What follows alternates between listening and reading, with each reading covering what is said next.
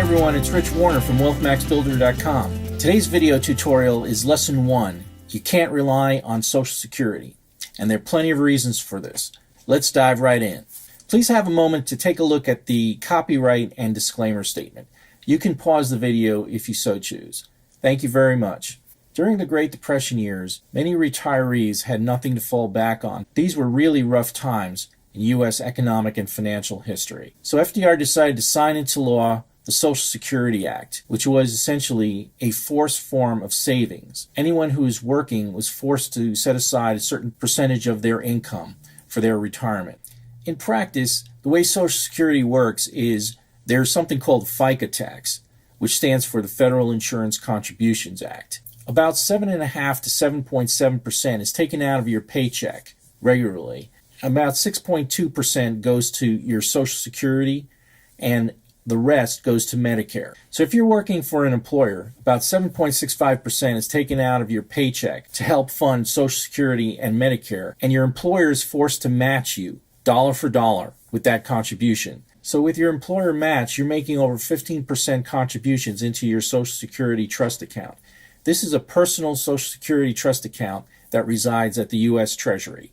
But what's beginning to happen is that the pool of recipients, of seniors who are retiring, is growing relative to the number of wage earners or contributors into the Social Security Trust Fund. Couple this with increased spending on disability, Medicare, and Social Security payments, and you have a situation where the Social Security Trust Fund is likely to run out of money by year 2034, posing a threat to the very existence of Social Security as a means to cover expenses for retirees during their retirement. In this respect, Social Security actually resembles a Ponzi scheme, because if you don't have enough contributors into the fund, you're going to run out of money, and essentially everybody gets wiped out in the end. Well, it isn't as bad as this, but it comes pretty darn close. The possibility of a Social Security Trust Fund going bust by 2034 is real. So the essential question to ask is whether Social Security Trust Fund will in fact go bust by 2034.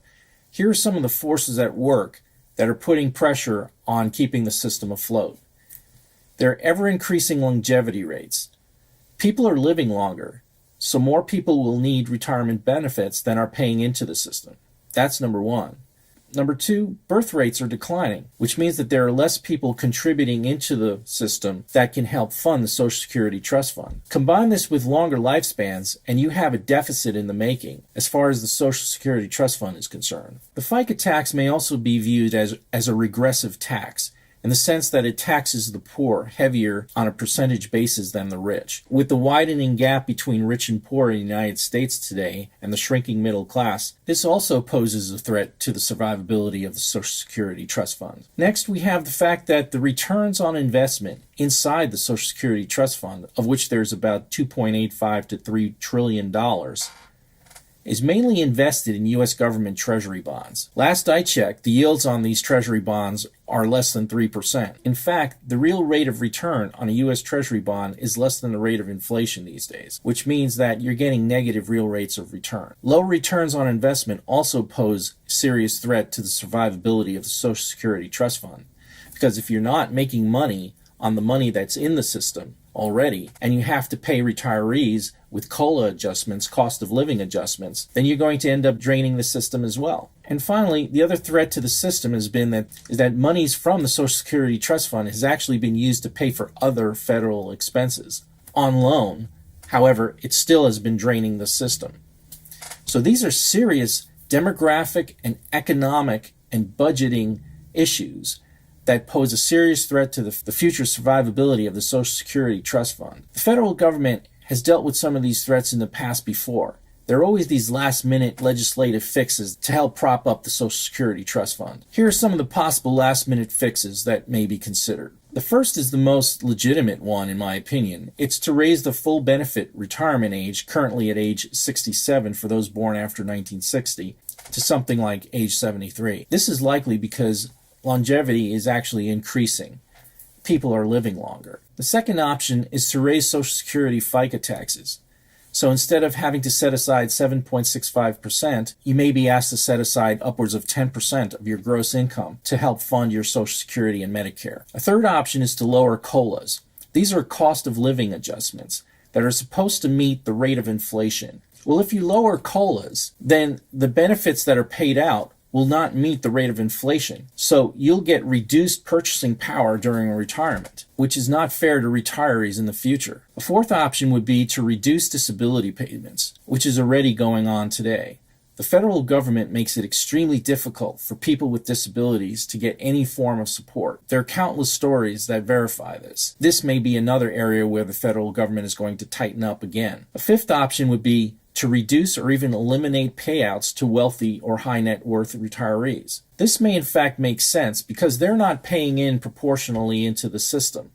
Remember that the FICA tax is a regressive tax. So these are all possible fixes to the system. If current trends persist, however, retirees will not be able to rely on Social Security to fund their retirement. Absent of any of these legislative tweaks or quick fixes, the Social Security Trust Fund only be able to honor about 77% of the benefits due come 2034. Today, the majority of adult Social Security recipients are women, and 30% of women 65 and over rely on Social Security as their only source of income, according to the Women's Institute for a Secure Retirement. Studies also show that about 61% of retirees rely on Social Security for at least half of their income. In addition, 72% of retirees aged 80 and over rely on Social Security for more than half of their income as well. As you can see from this chart, the lower your average annual income, the greater you rely on Social Security to help pay for your living expenses during retirement. So the question is not really whether Social Security will go bust or not, because there are likely to be all these legislative changes and tweaks to the system, but rather whether you can even rely on the payouts to cover the cost of living expenses during retirement. In 2016, nearly two-thirds of retirees in America relied on Social Security as their principal source of income, and the average monthly Social Security benefit was a mere $1,341 per month. So you have to ask yourself whether you can live on $1,341 per month. It turns out for most seniors, that represents only about a third of their retirement living expenses. So most thoughtful seniors decide to supplement their Social Security benefits with their own non-governmental retirement savings plans. I mentioned earlier that the capital inside the Social Security Trust Fund is about $3 trillion, and it's all invested in Treasury securities, government bonds, which are currently generating negative real returns that are less than the rate of inflation. As you can see from this table here, the U.S. 10-year Treasury bond is yielding 2.86% per year. As of the most recent CPI, Consumer Price Index report, the rate of inflation year on year in this country was about 2.1%. So to calculate the real yield on the 10-year U.S. Treasury bond, you take the yield of 2.86% and you subtract the 2.1% inflation rate from it, and you get a positive real return of 0.76%. Well, that may seem like a real yield to you, but it doesn't look like much. But keep in mind that the CPI index changes from month to month. The historical rate of inflation in this country since 1926, the average annual rate of inflation has averaged 3.1%. So a 3.1% rate of inflation is actually higher than the current yield on the 10-year U.S. Treasury bond. So that results in a negative real return. In addition, there are pockets of the economy where price increases, particularly in healthcare and in education, have far exceeded the rate of inflation as measured by CPI, or the Consumer Price Index. In healthcare, for example, the cost of prescription medicine and surgical procedures, being physical therapy costs, have escalated far in excess of the rate of inflation, closer to 5 and 6 and 7% per annum. So for seniors, these are areas of the economy that matter a lot. A 2.86% yield on their Social Security trust account is not very much at all. You're getting, in effect, negative real returns because the U.S. government is not really a fund manager. It's just there to force you to save for your own retirement. And Uncle Sam just throws his hands up and says, put them in Treasury bonds. That's the lowest risk investment there is. Well, not necessarily if you factor in the inflationary pressures of the economy. So in effect, seniors are getting a bum deal on their investments inside their personal Social Security trust accounts. The return on their investments is quite low and negative in real terms. If you combine that with the fact that COLAs are not keeping up with the rate of inflation either, so in effect you're getting really negative returns on your own retirement money. There is no other solution but to plan ahead by supplementing Social Security with a self-directed retirement savings plan and a qualified retirement account like the Roth IRA, which I recommend highly. We'll talk about how to do this in a subsequent video tutorial lesson. A key question to ask if you're a senior is when you should begin to take Social Security benefits. If you're born in 1960 or later, your full retirement age has increased from age 65 to currently age 67. That means that you can get your full Social Security benefit only by waiting until age 67. You can begin to take Social Security benefits by age 62, but every year you do that, you reduce your benefits by 25%. And if you wait until age 70, which is the mandatory distribution age, your Social Security benefits will increase by 8% per year. So you get the maximum benefit if you wait until age 70, which means that the issue of health and longevity are key factors in determining when to take Social Security benefits. Another key factor, of course, is whether you have other sources of income to supplement your Social Security. This chart from Fidelity Investments shows that by waiting until age 70, your retirement benefit increases by 76% from $1,500 a month to $2,640 a month. And her lifetime benefits will increase by 13%. In summary, I recommend that you be proactive about your retirement.